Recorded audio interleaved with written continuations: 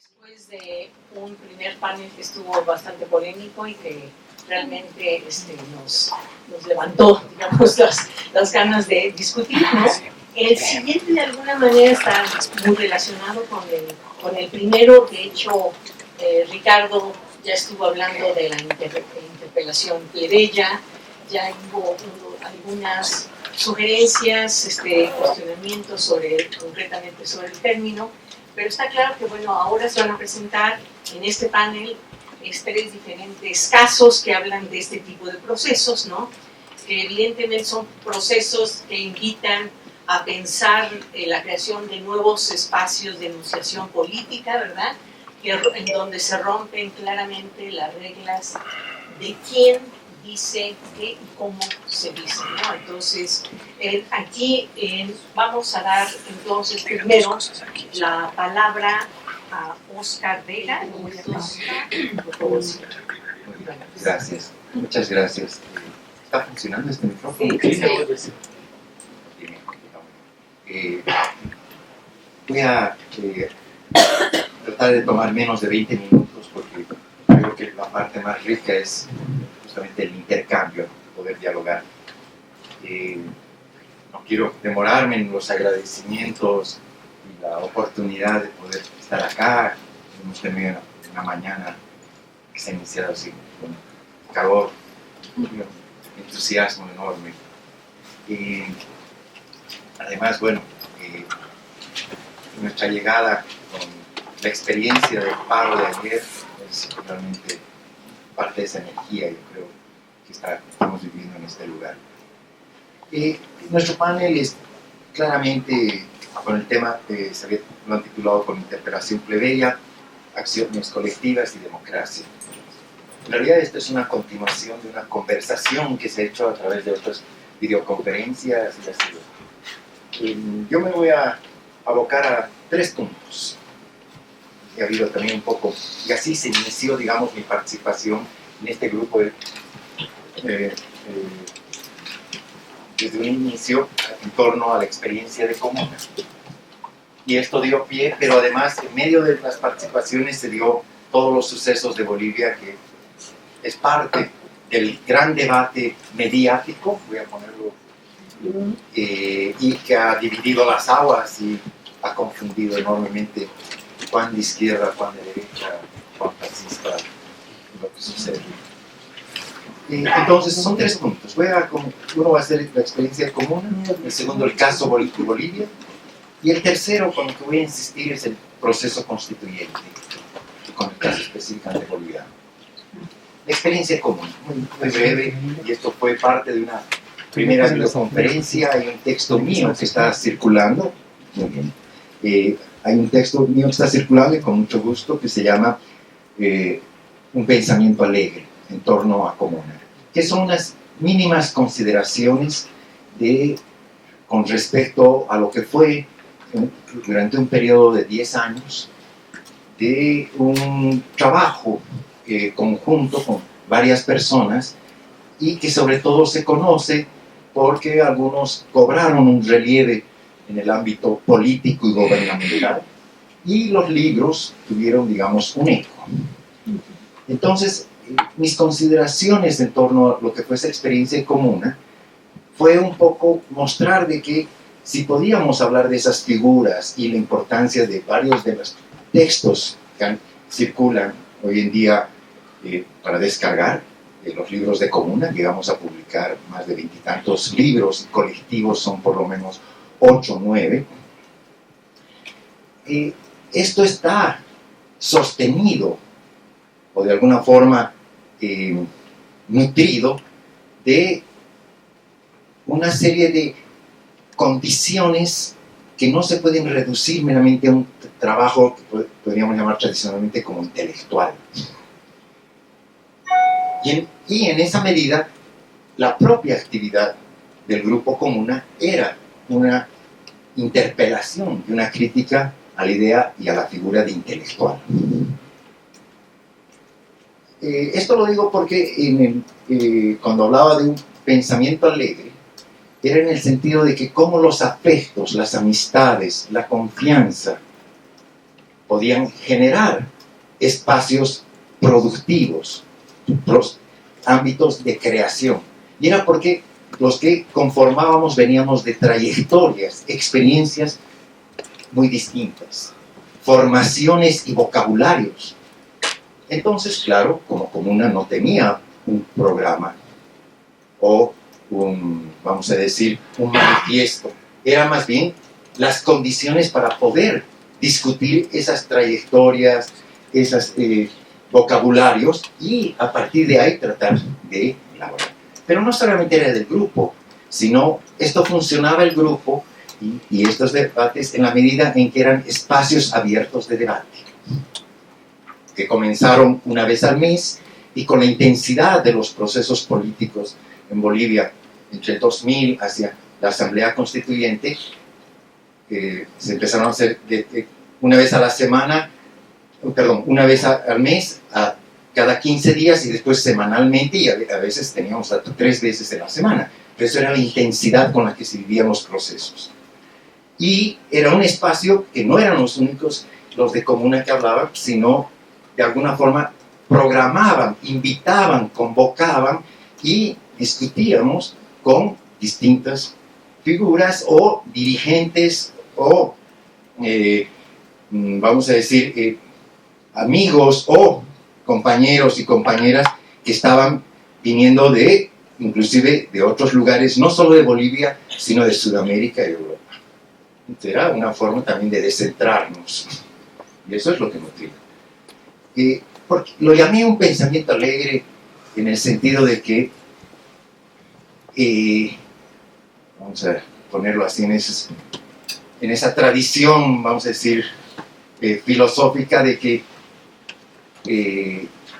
si contraponemos un pensamiento alegre a un pensamiento triste, son esos pensamientos tristes que no nos dejan, no nos permiten pensar las cosas, nos cambian el humor. Alegre en ese sentido, por eso era esa parte productiva, creativa, poder sorprendernos, ¿no? No solo de los demás, sino con nosotros mismos. Y no solamente enunciativamente, sino en las relaciones prácticas y afectivas. Esa es mi breve introducción común. El caso boliviano. El caso boliviano en estos meses ha estado en torno, si ha sido golpe o no, y también cómo evaluamos lo que ha sido y lo que ha significado el caso boliviano en este nuevo siglo. Creo que acá está muy ligado la guerra del agua, la guerra del gas, la Asamblea Constituyente, el primer elección de un presidente que se asume como indígena, cocalero, dirigente y que no viene de esas élites.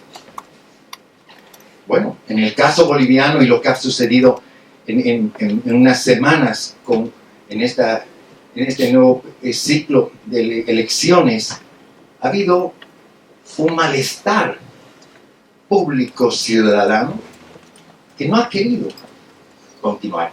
No voy a decir que era toda la población, pero era mayoritario. Y esto ha generado y ha centrado la discusión en torno a si es golpe de Estado o no, y en torno al proceso político y todo lo que estoy queriendo apuntar en torno a la figura de Evo Morales. Otra vuelta, hay una reducción con respecto a entender los procesos sociales, culturales y políticos en torno a una sola figura. Yo sé el simbolismo y la importancia, pero también sabemos el peligro de que en un ámbito, vamos a decir, no de democracia, de democratización, tener que invertirlo en un nombre, en una figura. Lo voy a dejar así porque, como ya estarán percibiendo, hay un texto mío que está circulando, que se llama El desconcierto boliviano, y fue escrito en el calor de justo a los pocos días de la renuncia de Evo Morales y todavía no se conocía el horizonte. Un texto sobre la marcha, pero era no tanto explicar lo que sucedía, sino qué es lo que qué elementos o desde qué lados podía yo retomar para discutir los marcos en que se discute cuál es la disyuntiva. Y no se quiere ver el espesor, la densidad de procesos históricos, culturales que están en juego.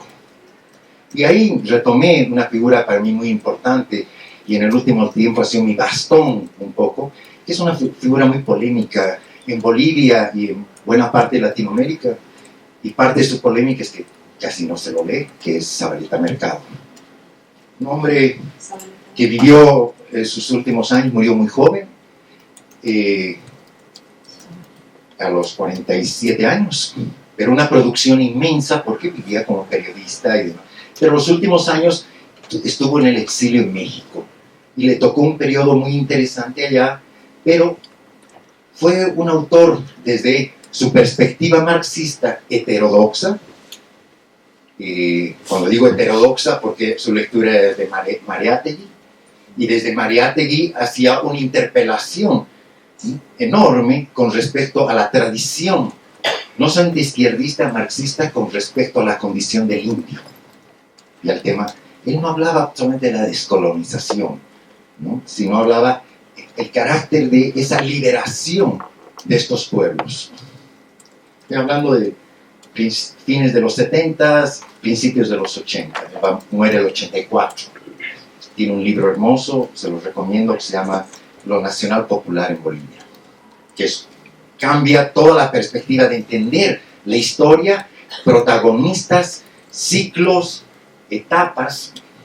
Retomando eso de Zabaleta, me servía como un bastón para discutir en torno a este dilema que nos pusieron con respecto si era golpe o no, que es un planteamiento importante desde la perspectiva del derecho internacional y una mirada desde la ciencia política, porque claro, si es no golpe, permitía tomar una decisión, pero desde la perspectiva de, vamos a decir, social colectiva, no se planteaba como golpe o no. Aunque eso nos va a dar para discutir. Tercero, horizontes, proceso constituyente. Voy a terminar con esto, que es el proceso constituyente, que yo diría es el corazón de buena parte del porqué. Inclusive todos aquellos que ven la actual situación de Evo Morales y la discusión, está profundamente ligado a lo que ha significado en estos últimos 2 decenios, es decir, este nuevo siglo XXI, con respecto a la potencia del proceso constituyente boliviano. Es decir, la magnitud y el alcance con sus vocabularios, formas de organización, de planteamientos. Inclusive yo diría, eso es lo que permitió alguien como Evo Morales, antes que su programa de su partido o su propia visión o lectura, fuera y encontrara un encauce institucional y fuera elegido el primer presidente, porque él fue elegido para convocar a la Asamblea Constituyente, nacionalización de hidrocarburos y juicio de responsabilidades a las autoridades elegidas en los anteriores gobiernos. Ese fue, y eso es lo que le permitió una votación del 54% que nadie lo había tenido. No era su partido, no era su programa. Y en la medida en que lo fue cumpliendo, tenía ese respaldo y ese sustento social enorme en Bolivia y además internacionalmente. Tenemos una constitución nueva después de la asamblea, con todas las dificultades. Se ha plasmado. Un poco, cuando digo proceso constituyente y lo que viene, es quizás la invitación a leer ese texto constitucional que ha tenido muchas negociaciones, pero su estructura es todavía está presente con todos esos cambios, pactos y arreglos, como lo que plantearon las organizaciones indígenas y campesinas y sociales, que era el Pacto de la Unidad. Bueno, la invitación es volver a leer ese texto, pero no como un texto legal, no es un texto meramente jurídico, que tiene su componente. Es un programa político. Y entendiendo programa político en el sentido de un horizonte. Creo que desde allí se abre una perspectiva para el caso y nuestro actual desconcierto boliviano, pero también sudamericano y lo que vivimos acá. Hay, creo que, elementos para poder, con esta fuerza que se está viviendo en Colombia, en Chile, en Ecuador, hace pocos meses, hay esos elementos en Argentina. Vamos a encontrar, podemos volver a plantear, creo que unos horizontes que yo llamaría de vivir bien. Voy a terminar acá para abrir. Muchas gracias.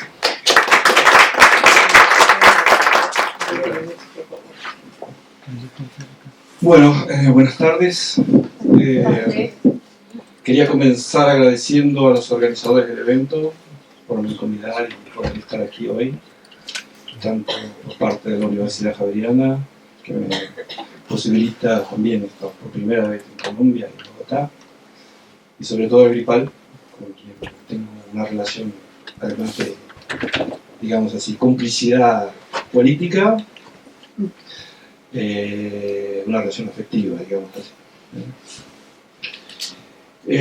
Bueno, en realidad, bueno, yo voy a hacer también una presentación corta, entonces vamos a tener más tiempo para discutir.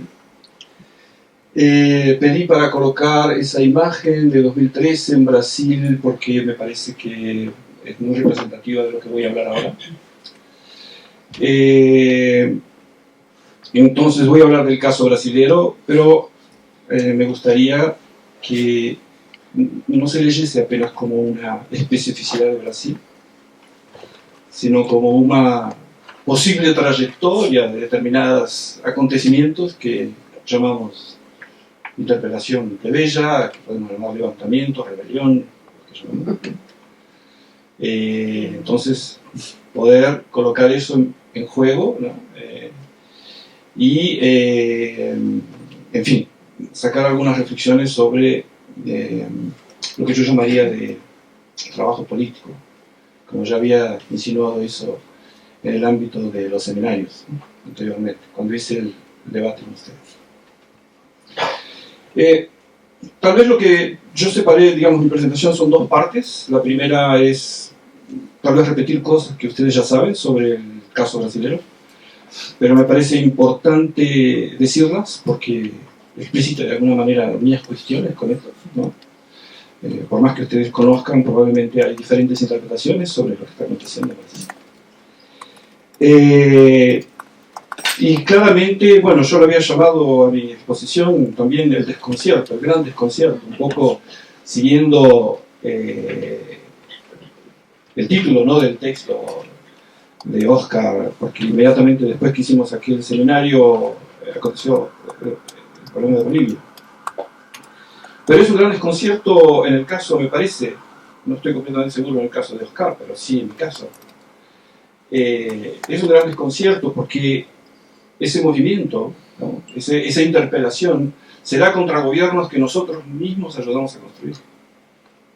No son contra un régimen neoliberal, ¿no?, como está aconteciendo en Chile, contra las reformas, digamos, como está aconteciendo de alguna manera aquí ahora, contra las reformas del gobierno, de un gobierno también, claramente, digamos, de neoliberal, o como en Buenos Aires, digamos, un gobierno que no era exactamente un gobierno peronista y que ya, digamos, había agotado sus posibilidades políticas, ¿no? En este caso estamos hablando de un movimiento, de una interpelación que interpela a gobiernos de izquierda, ¿no? Con lo cual, obviamente, nos produce más que un desconcierto, en mi caso es casi una desesperación, ¿no? Porque en la situación en que estamos actualmente, ellos recién comienzan, ¿no? En fin, entonces, digamos, 2013, ¿no?, nuestro gran momento, digamos, de levantamiento popular masivo en Brasil, millones de personas en la calle, un movimiento que se prolongó por lo menos en Río de Janeiro y en otras ciudades prácticamente hasta octubre, en estamos hablando de junio, un periodo de junio, octubre. Y un momento, digamos, extremadamente potente, extremadamente rico, que nosotros, a pesar de haber estado juntos, de haber hecho parte, digamos, haber construido ese gobierno, entendíamos como un elemento positivo, ¿no? Un elemento tremendamente positivo, y nuestra lectura era justamente, nuestra interpretación era la de un proceso de radicalización democrática como fundamento de ese movimiento, ¿no? Entonces, una vez que habíamos conseguido un gobierno, digamos, que de alguna manera sintetizaba esa dimensión progresista, ¿no?, del proceso democrático en contraposición a la dictadura, ahora era necesario avanzar dentro del propio proyecto democrático. Entonces nos parecía correcto desde esa interpretación. Ya no era posible, digamos, fundamentar un proceso democrático apenas en contraste con la dictadura. Ahora era necesario rever la propia dinámica democrática, lo que obviamente era extremadamente difícil, ¿no? Entonces lo veíamos, digamos así, podríamos llamarlo de interpelación plebeya, levante de la multitud, porque obviamente estábamos, digamos, dentro de esa lógica, digamos, de esa interpretación negriana, digamos, de ese nuevo momento, ¿no? Y entendíamos eso como, evidentemente, la emergencia del poder constituyente. Entonces, alguna cosa era necesario cambiar, y era necesario cambiarla por dentro. Entonces era, y digo esto porque el final de esta primera parte, obviamente, vamos a decir que, no voy a decir que estábamos equivocados, pero digamos, compramos ese momento, digamos, con una cierta, no voy a decir inocencia, pero se le parece. Un elemento importante, digamos, dentro de esto, de ese momento, era la lectura que hacíamos y que creo que existe hasta el día de hoy, que es el tema de la crisis de la representación. La crisis de la representación está colocada, digamos, como problema o hasta el día de hoy en dos sentidos, digamos, sobre esa especie de autonomización de la clase política, ¿no? Es decir, se crea un espacio donde se toman decisiones, digamos, por una especie de negociación interna, de cuestiones políticas que ya no representan más prácticamente a nadie. Y junto con eso, obviamente, una crisis de las formas tradicionales de organización de la praxis política, ¿no? Una vez que, digamos, la forma en que está configurado ese espacio político, digamos, supone justamente este descolamiento, como se dice en portugués, entre la población, los ciudadanos, la multitud y sus representantes. El segundo elemento, tal vez extremadamente importante dentro de todo esto, es la crisis del propio Partido de los Trabajadores, la crisis del PT. La crisis del PT, no apenas, digamos, no vamos a entrar en una discusión sobre ciertas formas, digamos, que estuvieron asociadas a la posibilidad del PT de acceder al poder, ciertas negociaciones, ciertas concesiones que tuvieron que ser hechas en aquel momento, que obviamente derivaron, digamos, en problemas más serios como los casos de corrupción. Más, yo diría que la crisis del PT no es una crisis de la fuerza hegemónica del PT dentro del proyecto progresista más amplio. Eso es extremadamente importante, porque supone digamos, en su trayectoria, para adelantar un poco, el PT se cerró dos veces internamente, ¿no?, al, digamos, asociar demasiado, a quedar demasiado asociado a la práctica del Estado, ¿no?, al Estado propiamente. Entonces, tener que tomar decisiones y todo lo que, digamos, sea extremadamente problemático dentro del partido respecto de esas decisiones, sacarlo para afuera. Junto con eso, digamos, traer para dentro del Estado grande parte de los movimientos sociales. No sabría, digamos, se habla de una cierta cooptación de la práctica política, ¿sí? No sabría decir hasta qué punto, pero creo que es importante. Más sobre todo, la pérdida de esa hegemonía en el campo progresista de todos aquellos que acreditaron en el PT como la fuerza capaz de hacer diferente. Yo creo que en ese problema estamos hoy. El PT es importante, continúa siendo importante, pero sin ese apoyo, sin esa sustentación de un campo progresista más amplio, sus chances y sus capacidades de reconstituir, digamos, un espacio de lucha son bien limitadas. Y en eso estamos. Y eso es uno de los grandes problemas. Esa crisis del PT como fuerza hegemónica del proyecto progresista, claro, va a derivar también, hay otras razones, ¿no? Como el fin del ciclo. Por ejemplo, Brasil estuvo económicamente muy ligado a un ciclo de expansión de commodities muy importante. Y a partir de 2014, digamos, ese ciclo se cierra, por tanto hay que ajustar, y le toca a Dilma Rousseff ajustar. Y bueno, es decir, entre la imposibilidad del PT de sustentar, digamos, ese gobierno como lo había hecho en otro momento, y la crisis económica que obliga a apretar el cinturón también, digamos, a los industriales, ¿no? A los poderosos. Bien, tenemos la destitución de la presidenta Dilma Rousseff. Digo destitución entre comillas, para algunos es golpe, para otros es una destitución y para otros es un proceso institucional normal. Y de todo esto, tal vez el gran desconcierto es que durante todo ese proceso son las fuerzas conservadoras que ocupan las calles. Entonces, todo lo que ustedes están viendo, digamos, como forma de interpelación, ¿no? De recurso, la verdad, buena parte de las fuerzas progresistas salen, digamos, de las calles, y quien ocupa las calles masivamente son las fuerzas conservadoras. Masivamente. Y no solo ocupan las calles, invaden las redes. O sea, todo, digamos, lo que nosotros entendíamos como elemento fundamental de nuestra praxis política, que era la manifestación y la lucha, digamos, en el ámbito de las redes, en realidad es ocupado, invadido por esa fuerza conservadora.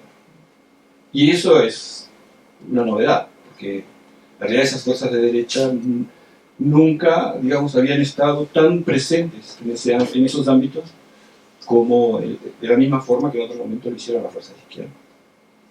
Y digo fuerzas conservadoras para decir que hay un amplio espectro de fuerzas conservadoras, que va desde evangélicos, ¿no? Trabajadores, hasta gente, digamos, de la élite o de la clase media brasileña. Y como resultado de todo esto, piensen ustedes en lo que dije al inicio sobre cómo interpretábamos nosotros 2013, lo que tenemos es, y lo voy a leer dos veces porque me parece una buena síntesis, un gobierno de extrema derecha con una agenda neoliberal a marcha forzada. Eso es lo que tenemos. Un gobierno de extrema derecha con una agenda neoliberal a marcha forzada. Entonces, por un lado, tenemos todos los improperios, todas las locuras del presidente como Jair Bolsonaro, que no precisa presentación. Más por otro lado, nos tenemos un ministro que se llama Paulo Guedes, que realmente está conduciendo todas las reformas y tiene el apoyo, no apenas obviamente del gobierno al cual pertenece, sino de otras fuerzas que están evidentemente apoyando, digamos, esa agenda. Entonces, una de las cosas más extrañas que acontece es que Folha de São Paulo, que es uno de los periódicos más importantes de Brasil, Jair Bolsonaro dice que son todos comunistas, ¿no? A Globo, comunista, es absurdo, todos comunistas. La Folha de São Paulo realmente hace ese juego. Por un lado, digamos, es muy crítico porque tienen problemas realmente políticos, de dinero también con la presidencia. Más por otro lado, apoya las reformas. En silencio, entonces, Guedes sí, Bolsonaro, de alguna manera es quien está haciendo el trabajo sucio, digamos. Es importante eso porque cuando fue liberado Lula recientemente, una de las cosas que dijo primeramente es que teníamos que prestar atención justamente a esa figura, ¿no? Tal vez que queda en la sombra, pero es uno de los más importantes. Entonces, un gobierno de extrema derecha asume el poder con una agenda neoliberal a marcha forzada, ¿no? Entonces, nuestra interpelación plebeya resulta en eso. Y es, obviamente, nuestro gran desconcierto. Obviamente están colocados aquí una cosa que es importante, que son los fantasmas de la dictadura, ¿no? Porque si por un lado nosotros entendíamos que, bueno, estamos en condiciones de hablar, digamos, de una profundización del proyecto democrático, ¿no? Una radicalización democrática como fundamento de esos movimientos, no prestamos atención suficiente a cuánto la dictadura ainda está presente, por lo menos a nivel, digamos, solo a nivel simbólico, que si el hecho del gobierno del PP no poder haber no haber querido y no haber podido, digamos, enfrentado con suficientemente fuerza esta cuestión. Dilma tal vez intentó un poco más, por su propia condición, de perseguida política, torturada y todo lo demás. Así que algunas reivindicaciones de la dictadura estén presentes como, digamos, como parte de la legitimación política. Es decir, no nos olvidemos nunca que Jair Bolsonaro votó por el impeachment de Dilma Rousseff en nombre del torturador de Dilma Rousseff, y públicamente. De esto estamos hablando. Así como, bueno, hoy también, digamos, hay toda una discusión sobre si el golpe de 64 fue un golpe, fue un movimiento, y ese tipo de cosas, todo un revisionismo. Entonces, fantasmas de dictadura están colocados ahí, y creo que nosotros no supimos, digamos, cuánto es lo importante todavía en el caso brasileño. Muy bien, esas son, digamos, las razones de nuestro desconcierto, por decirlo de alguna manera, ¿no? Nuestra situación. La pregunta es, ¿qué hacer a partir de eso, no? Obviamente no tengo la más mínima idea de qué hacer. Tengo, digamos, porque realmente es una situación medio desesperante, ¿no? Sobre todo porque, como voy a decir ahora, tenemos algunas dificultades para recomponer una fuerza política que sea capaz de decir, no, basta, hasta aquí, no existe. Que no exista no significa que no está presente, tal vez. No, tal vez la tarea principal sea cómo reconocerlo, ¿no? Cómo hacerlo visible, cómo traerlo. Entonces, lo que yo tengo acá es una pequeña agenda de cuestiones que pueden ayudar a pensar en eso. Pero consciente de que esta pequeña agenda de cuestiones está muy aquén, como dicen los brasileños, ¿no? Del desafío. Sí. Pero aquén es mejor que nada, ¿no? Entonces voy a llamar a esto un poco pomposamente de políticas del acontecimiento, ¿no? Y, digamos, bueno, digo, ¿cómo rehacer, digamos, esa praxis política? ¿Por dónde pasa? ¿Por dónde pasa? Claro que pasa por todo lo que ustedes dijeron esta mañana también, ¿no? Una especie de etnosociología, ¿no? La necesidad de estar más próximo y de ser más digamos, más empáticos, más próximos de una sensibilidad política que emerge. Sí, sobre eso no tengo la menor duda, bueno, aun cuando no lo diga ahora. Entonces la primera cuestión es una cosa que la izquierda muchas veces no es pensar a partir de las reivindicaciones, de las palabras de orden y de las formas de expresión. Esto parece una tontería, pero la izquierda muchas veces lo ignora. Es decir, ¿no? Reivindicaciones y palabras de orden de una multitud son interesantes en cuanto puedan ser conducidas, digamos, a una vanguardia, ¿no? En ese sentido, la sensibilidad es muy próxima de lo que digamos, de la gente gripal, ¿no? De la interpretación plebeya. Por otro lado, creo que es necesario multiplicar y amplificar narrativas con relación a ese evento, ¿no? Es decir, una especie de narrativas de segunda orden que dan una especie de polifonía, ¿no? De interpretación a lo que está aconteciendo es fundamental. Entonces todo lo que está siendo discutido aún en torno de 2013, o que comienza a ser discutido en Colombia sobre el significado, como habló esta mañana Restrepo, ¿no? Por lo que está aconteciendo en Chile, digamos, va a dar mucho que hablar. Pero ese mucho que hablar, digamos, yo lo llamo justamente de multiplicación de las narrativas. Son extremadamente importantes. Son tan importantes cuanto el propio acontecimiento, diría yo. ¿Cierto? Porque si no, no tendríamos para dónde salir. No tendríamos cómo se cierra la brecha, para decirlo de alguna manera. Por otro lado, reconocer, y esto lo digo desde un campo de izquierda tal vez más tradicional, la emergencia de nuevas subjetividades políticas que desafían el concepto de clase. Es obvio, pero hay que reconocerlo, digamos, hay que reconocerlo y sincerarse con relación a ello. ¿Cuáles son esas cuestiones? Bueno, en Brasil el racismo, todo, en fin, el movimiento, todo el movimiento negro, que es muy fuerte en Brasil, todo el movimiento, digamos, de reivindicación de afrodescendientes y todo lo demás,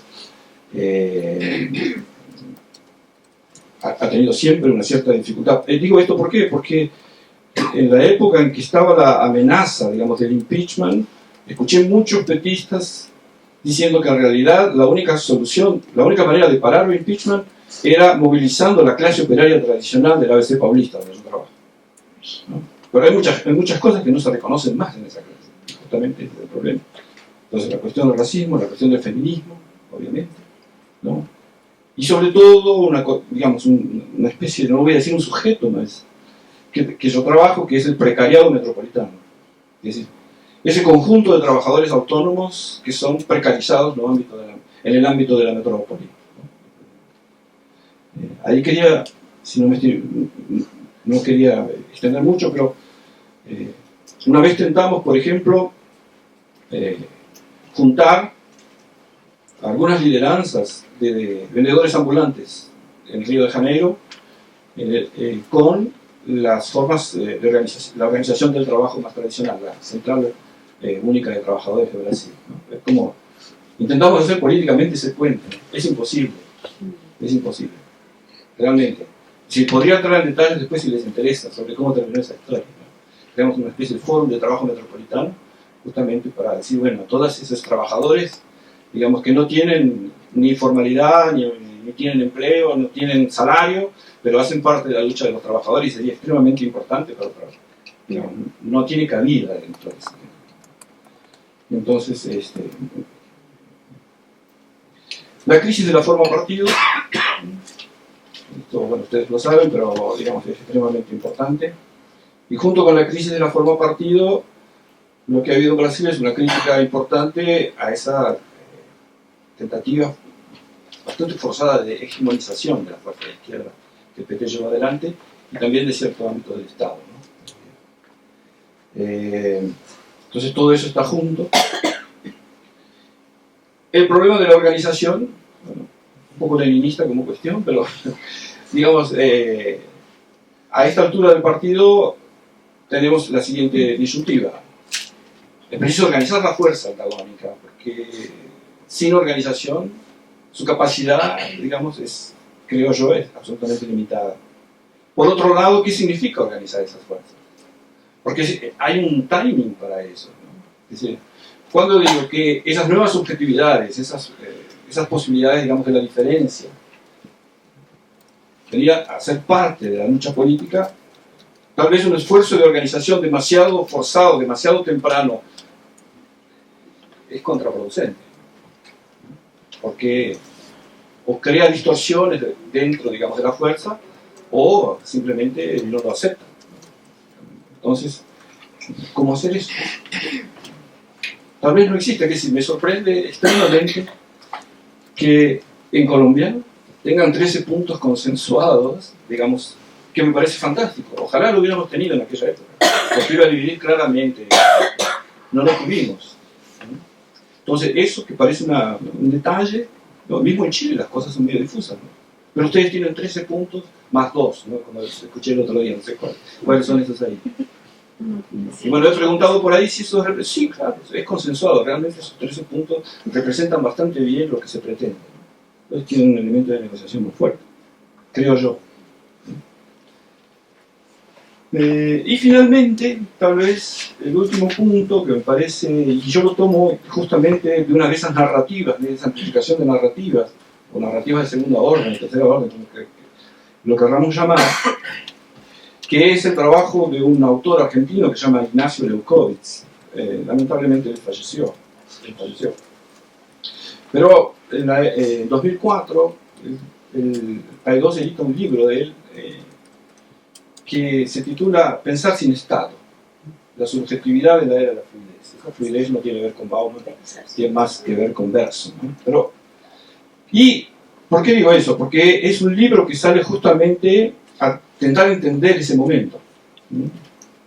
Entonces es un libro, digamos que caótico, bastante desconcertante, ¿no? Pero que de alguna manera va a tocar un punto que me parece central, que es lo que él va a llamar el agotamiento y la destitución del Estado como elemento central, digamos, de la reflexión política. Traduciendo eso, yo diría que él no está diciendo que hay que acabar con el Estado, Está diciendo, hay que dejar de pensar a partir del Estado. ¿Sí? Y vamos al encuentro, en todo caso. Y eso también es un elemento importante, porque me parece que nuestras sociedades latinoamericanas, de modo general, son profundamente estatalistas. Es la manera de pensar. Entonces, eso es un elemento que tenemos que... un elemento, digamos, de reflexión bien importante. Ok, eso es lo que tenía para decirles. Muchas gracias.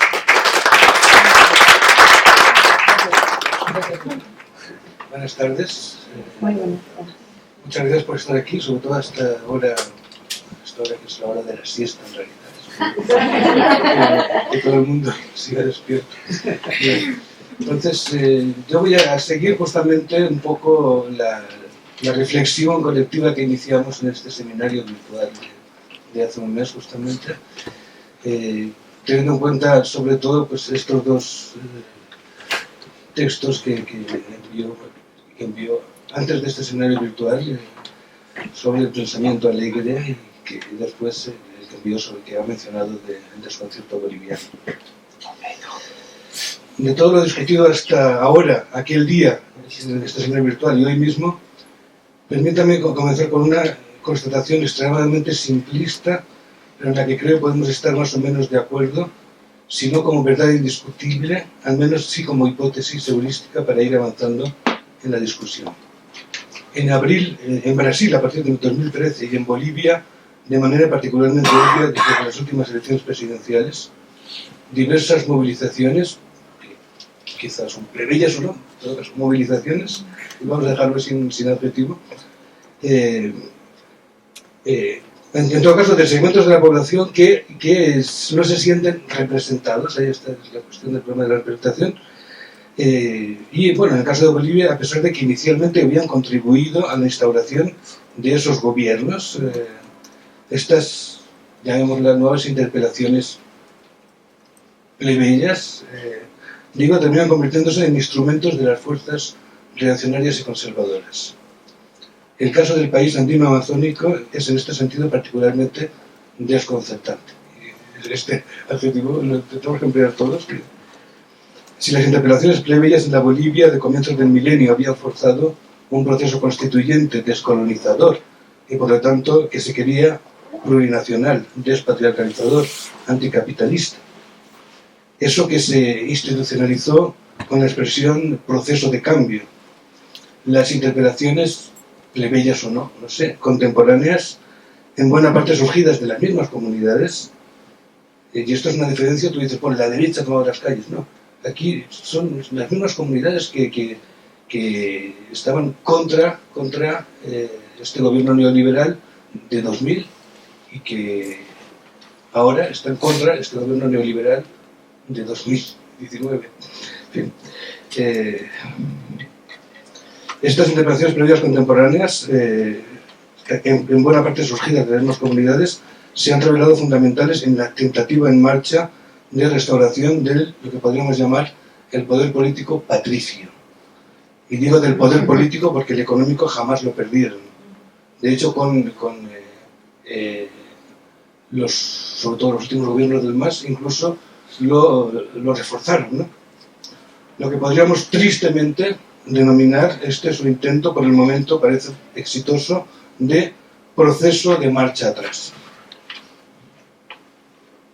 Cuando hablo de estas interpelaciones plebeyas contemporáneas, no me refiero obviamente a criminales medidas de presión extremadamente violentas, racistas, misóginas que determinados comités cívicos han llevado a cabo, ni mucho menos a la actuación en algunos casos, digamos, presuntamente criminal, o a la inacción de la policía y fuerzas armadas, o de la, entre comillas, sugerencia de estas a que Morales renuncie al poder, sino a, por poner un ejemplo, la interpelación en el sentido literal del término: Evo, perdiste, ¿qué parte no entendiste? ¿Qué jóvenes, sindicatos, grupos, universitarios, comunidades indígenas vocearan en las multitudinarias manifestaciones de finales de octubre en La Paz? Quizá un excelente ejemplo de la importancia de la lugarización, mencionada por Eduardo en el primer seminario virtual de octubre, es la incredulidad que un observador externo experimenta al enterarse de que una abigarrada multitud, no únicamente urbana y mestiza, sino también indígena, como la formada por los cocaleros yungas del sur de La Paz, aclamara en la capital económica del país al macho Camacho, es decir, al Bolsonaro boliviano, cuando éste llegó a la capital para exigir la renuncia de Morales, manifestando su deseo de volver a poner la Biblia en el Palacio de Gobierno. Si a ello agregamos agentes de la policía arrancándose la huipala de sus uniformes, una presidenta interina blandiendo los evangelios en lugar de la Constitución tras su proclamación manifiestamente inconstitucional, aunque avalada por el Tribunal Constitucional, el mismo, por cierto, que había avalado la posibilidad de que Morales se presentase nuevamente a la elección tras haber perdido el referéndum. El inmediato reconocimiento de esta presidencia interina, no solo por una buena parte de eso que se llama la comunidad internacional, sino también de la intelectualidad, incluidos varios antiguos integrantes de Comuna. Los motivos para la incredulidad o el desconcierto, insisto, no escasean. Calificar de golpe de Estado las maniobras que condujeron a la caída, en desgracia y ulterior exilio de Evo Morales, Álvaro García Linera y sus más estrechos colaboradores, no les exculpa de su responsabilidad. Tampoco debe servir de argumento para descalificar las legítimas movilizaciones populares que contribuyeron a su caída. María Galindo, la impulsora del Parlamento de Mujeres, única iniciativa, por lo que yo sé, que propone una vía de escape al callejón sin salida en el que Bolivia parece encontrarse actualmente, ha expresado la confusa y desconcertante situación actual. La cito, ¿no?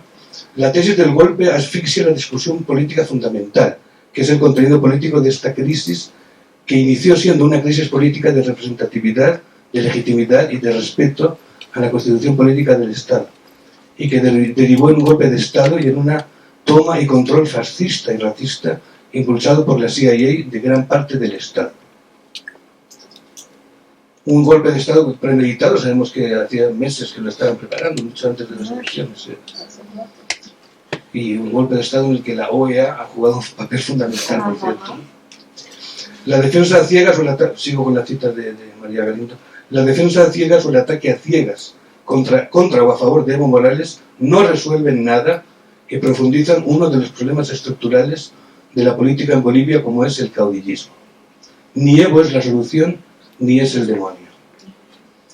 Lo principal es entender cómo la sociedad boliviana pudo frenar esta fascistización delirante que se ha instalado. ¿Aún estamos a tiempo de hacerlo? Fin de cita. Pero bueno, parece que esta incredulidad o ese desconcierto lo compartimos de un modo u otro, tanto los observadores externos como los lugarizados, como lo son María Galindo o el propio Óscar. Claro, la diferencia es que ellos quizá estén mejor pertrechados para detectar sus causas profundas. Y ahora cito justamente el desconcierto boliviano de Óscar, ¿no? El regreso intempestivo y tan seguro de la vertiente conservadora y reaccionaria, que para muchos habíamos finalmente abandonado y superado, estaba cobijado por la profunda despolitización desplegada desde el aparato estatal y alimentado por la extensión que han cobrado las iglesias de todo signo, como las redes más firmes para las múltiples estrategias de sobrevivencia de una sociedad precarizada y endeudada. Fin de cita. Aunque me temo que es fundamental, tanto en Bolivia como en Brasil y en muchos otros países, no me detendré en este último aspecto del auge de las iglesias de todo signo, desde el catolicismo extremo de Luis Fernando Camacho al fundamentalismo cristiano de Janine Áñez, la misma que considera ritos satánicos indígenas las creencias de los pueblos originarios, en la más pura tradición colonial de la extirpación de idolatrías. Doctores tiene la Iglesia para esos menesteres. Concentrémonos más bien en la relación que Óscar establece entre la despolitización de amplias capas de la población, propiciada, no actualmente, desde hace años, ¿no?, por el propio aparato estatal, y su instrumentalización por los sectores conservadores y reaccionarios para reapropiarse del poder político. Podríamos justamente hablar del retorno de la Bolivia patricia, en lugar del volumen del grupo Comuna, hablando del retorno de la Bolivia plebeya, ¿no? Esta despolitización o desafección de las mayorías o de una parte significativa de estas no surge por generación espontánea. Se debe a un progresivo distanciamiento del aparato estatal que ni tan siquiera remonta a 2016, cuando el MAS se inventó una triquiñuela para que Evo Morales pudiera representarse por cuarta vez a pesar de haber perdido el referéndum, sino mucho antes. De hecho, el problema comienza desde el mismo comienzo, valga la redundancia. Es decir, no desde el proceso constituyente que ha mencionado Óscar, sino desde el mismo momento en que justamente este proceso constituyente hace que se adopte la nueva Constitución. ¿Por qué? Sencillamente porque la rotunda apuesta de los numerosos y variados grupos que participaron en el proceso constituyente por un proceso político de emancipación, de descolonización, de despatriarcalización, de apuesta por modelos económicos anticapitalistas o más modestamente antineoliberales fundados en el vivir bien, que también conoce Óscar justamente, de democracia horizontal y isonómica frente a la democracia vertical representativa. Todo este proyecto profundamente emancipador, pese a quedar escrito negro sobre blanco en la Constitución, jamás pudo implementarse en absoluto. Quizá debido a ese mecanismo profundamente colonial que Martin Linhart denomina el fetichismo de la escritura, quizá hubo quien creyera que el mero hecho de que la Constitución fuera consensuada, aprobada y proclamada tenía tal poder performativo que todo lo que en esta se declaraba se convertiría automáticamente en incontestable realidad. Nada más lejos de la realidad. Hoy muchas voces se levantan increpando, interpelando al MAS por no haber sabido, podido o querido respetar esta voluntad mayoritaria expresada en el proceso constituyente. Durante los casi 14 años en los que tuvo las riendas del poder político, el gobierno del MAS consiguió, como de hecho también hizo el gobierno del PT, de Lula en Brasil, no solo reducir drásticamente los niveles de pobreza, sino propiciar el ascenso social de nuevas clases medias, en el caso de Bolivia, nuevas clases medias indígenas populares. Sí, pero a costa de mantener e incluso de fortalecer el sistema económico vigente, basado en la agroindustria y en el extractivismo, distanciándose así completamente de los principios establecidos por la Constitución. Traición de los tribunos de la plebe particularmente dolorosa, pues el propio proceso constituyente, y antes que las luchas que lo provocaron, daban la impresión de que este sujeto político múltiple, diverso y autoconstituido, podía ser capaz no solo de destruir el antiguo régimen, sino de construir un nuevo régimen que dirigiría imparablemente hacia la emancipación. Como yo mismo indicaba en mi exposición virtual de hace un mes, parece que hace un año, los movimientos sociales, indígenas y comunitarios en Bolivia, a diferencia del resto de interpelaciones plebeyas que estudiamos en el Gripal, sí parecía que habían ido más allá del efímero grito «basta ya» de la mayor parte de estas interpelaciones. De hecho, todo indicaba que habían sido exitosas, pues estaban conformando la nueva hegemonía de esta multitud abigarrada plebeya. Una hegemonía, tal como me apresuraba a agregar, no libre de sombras y brumas, pues esta hegemonía masista, una vez instituida, necesariamente había engendrado o seguía necesariamente perpetuando excluidos, sin parte, pues eso es lo propio de cualquier institución. Y bueno, los ejemplos no faltan, el Tiflis hace unos años, recientemente la Chiquitanía. Este sentimiento de exclusión de segmentos cada vez más significativos de los antiguos aliados del gobierno del llamado proceso de cambio, este largo proceso de degradación, de negación de la democracia occidental, por emplear las palabras de Silvia Rivera Cusicanqui, es el que ha canalizado y catalizado las recientes interpelaciones de los antiguos aliados del MAS instituyente e inclusivo de antaño contra el MAS instituido y excluyente de la actualidad. Ahora quizá la pregunta que habría que hacerse es, ¿hubiera podido ser de otro modo? La respuesta es afirmativa, por supuesto.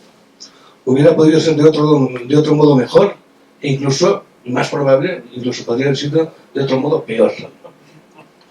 Pero el gobierno del MAS o cualquier otro gobierno hubiera podido afirmar la democracia horizontal o alcanzar el proceso de descolonización, despatriarcalización, constitución de economías locales y modos de vida basados en el vivir bien, etc. eso es más dudoso. Desde el mismo momento en que se pasa del proceso constituyente al Estado constituido, por muy Estado unitario, social, de derecho, plurinacional, comunitario, libre, independiente, soberano, democrático, intercultural, descentralizado y con autonomía que se proclame. Estado, al fin y al cabo, desde el momento en que, y cito el preámbulo de la Constitución, el pueblo boliviano aprueba el proyecto de Constitución Política del Estado, nosotros, mujeres y hombres de la Asamblea Constituyente, que representaba el poder originario del pueblo, está necesariamente transfiriendo este poder al soberano, es decir, a los futuros representantes de este Estado. Jugando con las palabras, el estar, el seguir estando presente, instituyente, deja paso al Estado pasado, instituido. La, entre comillas, revolución se ha completado así, pero en el sentido original, pre-revolución francesa del término revolución.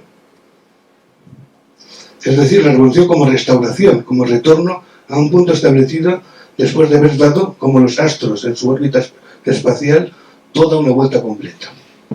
Según este triste análisis, la potencia plebeya, el poder constituyente, creativo, transformador, emancipador de las multitudes, quedaría así neutralizado.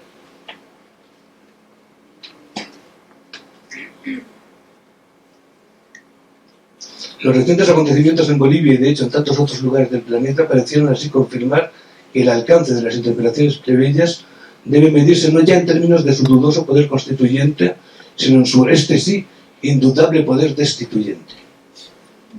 En Chile, por ejemplo, sí, se va a poder anular la constitución pinochetista. Se va a crear otra constitución. El Estado va a retomar las riendas. Se puede hacer caer un gobierno, incluso un régimen. Sin embargo, tarde o temprano irrumpirá otro gobierno, otro régimen, otro Estado quizá mucho más justo, quizá más igualitario, quizá no. En todos los casos se habrá restituido el poder. Si lo que las interpretaciones plebeyas dicen, o más bien gritan, es ya basta, expresando así que sus demandas nunca podrán encontrar satisfacción en el sistema institucional actual, por mucho que éste cambie, el nuevo Estado instituido no podrá sino seguir siendo justamente eso, instituido.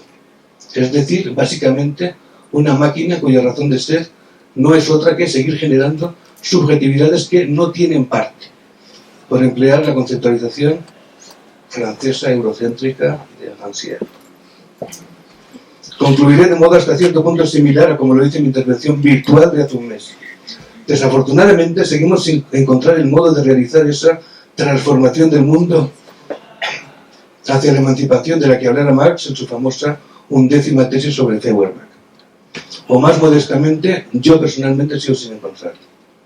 Si en nuestro trabajo colectivo de 2012 sobre la interpretación plebeya, los integrantes del RIPAL delimitamos la dimensión política y fuertemente problematizadora del orden instituido que denuncia este grito que es la interpretación plebeya, hoy se revela más fundamental que nunca repensar cómo esta fisura en el orden establecido puede abrir una vía que se dirija a la emancipación. Justamente porque las interpretaciones plebeyas tienen sus propias bases, sus propias reglas y adoptan su propia posición ante cualquier estado de excepción, estas pueden ser instrumentalizadas tanto por formaciones y gobiernos de izquierdas, como fue el caso del Caracazo en Venezuela, como por movimientos reaccionarios, como parece ser el caso actual en Bolivia, como lo fue alrededor de 2013 en Brasil. Ya concluyo, pero por favor, no me aplaudan. No cedan a la tentación protocolaria de aplaudirme. Lo que yo quisiera más bien es que me abuchearan, mostrando así su desaprobación, a mi triste reflexión, y de paso manifestando su entusiasta apoyo a la, a pesar de las circunstancias, alegre conclusión de Oscar, con cuyas palabras de el desconcierto boliviano ya finalizo. El desconcierto boliviano no es motivo de tristeza ni desengaño ni decepción. Hay que plantearse que es pasajero, que es un gobierno de transición y que las próximas elecciones son las vías institucionales para poder vislumbrar y dirimir las condiciones de vida y sus modos de gestionar las decisiones que continuamente afectan a todos y a todo. No está en la cabeza ni el corazón, y mucho menos en el estómago, pero nuestro voto, ya sabemos, es obligatorio. Tenemos que asistir religiosamente ante la urna. Podemos ser alegres aún. el desconcierto puede ser también la oportunidad para crear los caminos por venir.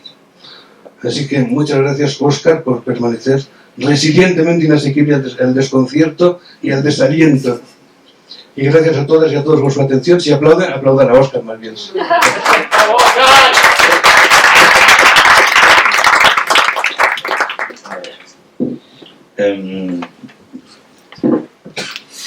La verdad, yo no tenía que presentar, pero como tenía todo un pedazo de mi presentación de esta mañana que no podía abordar por falta de tiempo, me dije, bueno, como era sobre interpelación plebeya, voy a seguir la parte que finalmente no abordé hoy día, pero que los que estaban aquí esta mañana se pueden acordar un poco el hecho de que para intentar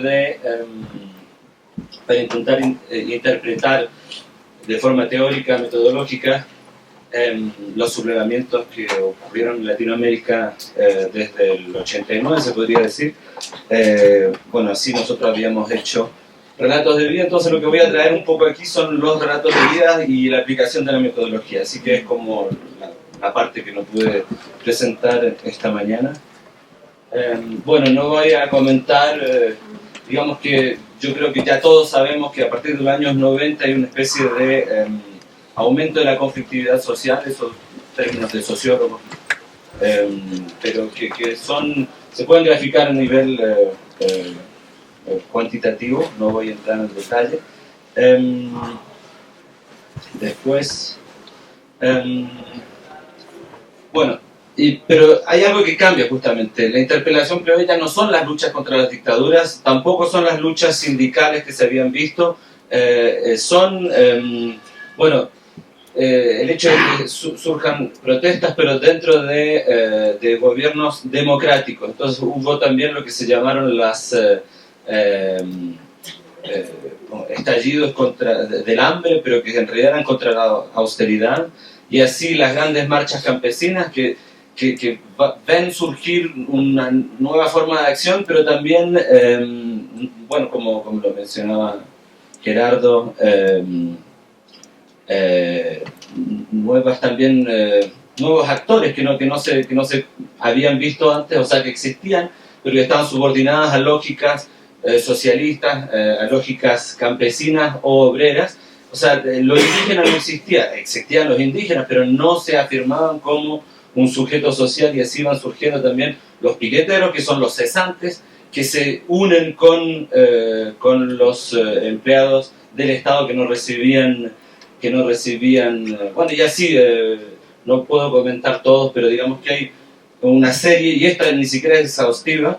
Las más radicales llegaron a destituir presidentes, tampoco lo voy a comentar, ya todo el mundo lo conoce, pero digamos, la sociología se encuentra frente a una dificultad para explicar estos estallidos sociales, porque justamente no tienen un actor ni una demanda específica, son evanescentes. Cuando no se les critica por el solo hecho de no tener una demanda clara, se les romanticiza como el comienzo, el preludio de la solución justamente del PT o Chávez o Lula y así. Entonces, bueno, ya eso ya lo hablé de cómo se distinguen. Está medio lento. Y esto es lo que está diciendo: cuando no son criticadas por su falta de unidad, se les crea una unidad falsa. Entonces, era eso un poco la idea de aplicar una etnosociología del discurso. Entonces, ya eso ya se lo mostré esta mañana, en vez de intentar encontrar dentro de la estructura, sea de la acción o de la estructura social o socioeconómica, de ir a ver y de reconstruir el escenario a partir de cómo lo percibe el actor directamente. Y aquí es donde entramos en cómo llegamos a ciertas conclusiones. Estos son solo ejemplos de decenas de frases.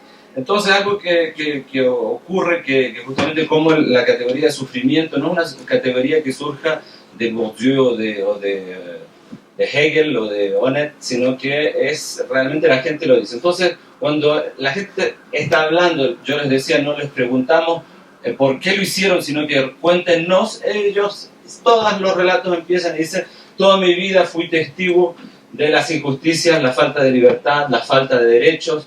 Los 3 puntos es porque la gente está como apresurada y al mismo tiempo se sostiene porque está buscando palabras para algo que no tiene palabras, que es mucho más allá. Y justamente algunos dicen, bueno, era demasiado. Entonces, no se puede poner palabras o hechos específicos, sino que, y el hecho de siempre seguir, por eso es un perjurio fundamental, pero también inmemorial, que está ahí desde siempre.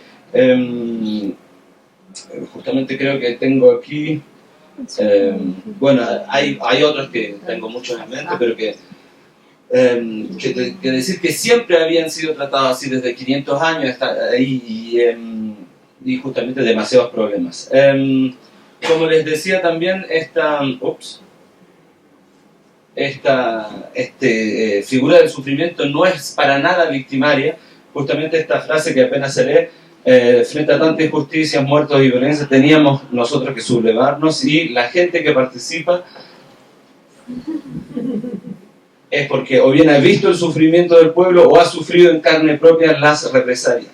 Y bueno, ahí está Bagua, Oaxaca, Caracas, de donde venían las diferentes cosas. Lo interesante es que estos relatos de acciones directas se parecen mucho y sobre todo no traen para nada los fundamentos de la acción que se postulaba dentro de la sociología o también de la filosofía política. Otro punto, porque voy a tener que ir muy rápidamente, pero que es muy importante, es la traición de los tribunos de la plebe. Para quedarnos en la metáfora de la plebe romana, es la primera secesión plebeya en 494 a.C. Se retiran, es una primera huelga social, son como 3 meses, y reestructuran la vida social en el Monte Aventino, y Roma va y negocia un tribuno de la plebe, y ahí entonces se acaba todo. Y entonces, bueno, ese tribuno en teoría era como la incorporación de la plebe en el sistema político, pero eso nadie estaba ahí en 494 para contradecir Tidelive y decirle, no, es mentira, la gente no estaba contenta de regresar, fueron traicionados, pero sí la gente que tenemos acceso, a las cuales tenemos acceso, nos habla de la traición de los tribunos. No solamente, bueno, están los partidos políticos que nos utilizan y después dicen no son nada, son los líderes que también, que al solo hecho de negociar, no es porque el líder se haya ido con la plata o que haya traicionado como tal, sino que el solo hecho de reinsertar a la plebe que logró aparecer en el espacio público y decir esto es inaceptable, el solo hecho de reinsertarlo en un sistema político, eso es lo que la plebe, esta figura abstracta, se le puede llamar como se quiera, los sin parte, los excluidos, los subalternos, oprimidos, pero en este caso es porque tomamos esta metáfora. Y bueno, también los medios de comunicación que traen un problema de representación. Entonces, bueno, el problema justamente es el de la representación política, no tan solo la representación del líder del partido la gente no se siente representada por los partidos políticos, sino que la misma representación que ve de ellos mismos en los diarios y en otras partes, y el hecho de ser capaz, y ahí está la idea de interpelación, porque como me va a quedar muy poco tiempo, voy a saltar de inmediato a la conclusión. El concepto de interpelación viene de Althusser. Althusser, que dice, los sujetos nunca van a poder, los sujetos no existen. Es la ideología que los representa como sujeto y la gente se va a insertar en las categorías de sujeto. Ese es el concepto de interpelación. El hecho de decir interpelación plebeya es la capacidad de personas que no habían sido nombradas como campesinos, obreros, qué sé yo, pueblo o lo que sea, esas posiciones de sujeto que terminan por reinsertar a la gente en posiciones subordinadas. La gente es capaz de darse su propia norma y su propio nombre, y esas son las subjetividades políticas que surgen de la acción. Y por eso es que, Mauro, tú decías, hay una inteligencia de la calle. Eso mismo es la interpelación plebeya, es la capacidad de esa gente ahí reunida, sin líderes, sin ideólogos que le digan de antemano lo que son. Esa calle es capaz sabe por qué salió, y en eso, con los afiches, de repente hay algunos que empiezan a repetir, y así llega y hay una autorrepresentación de ese grupo que no existía y que es la convergencia de una serie de movimientos sociales y también de gente que no tiene ninguna representación. Y eso es el concepto de interpelación plebeya, y por eso es que también puede surgir contra gobiernos de izquierda, porque si no se sienten representados, si piensan que el proyecto popular es organizar el próximo mundial y las Olimpiadas a costa de miles de millones de dólares que no van a servir para nada, bueno, eso ahí le pasan la cuenta, eso no es. Y justamente el abuso de la posición de Estado y decir, aquí hubo un proceso revolucionario y fue traicionado por el mismo momento. Gracias, Tony, por habernos hecho recordar ese punto de que es en ese momento mismo que se perdió la cosa, la traición del tribuno de la plebe, cuando se le arranca al pueblo esa capacidad que tenía y que había experimentado de autonormarse y nombrarse. Gracias. A mí me gusta la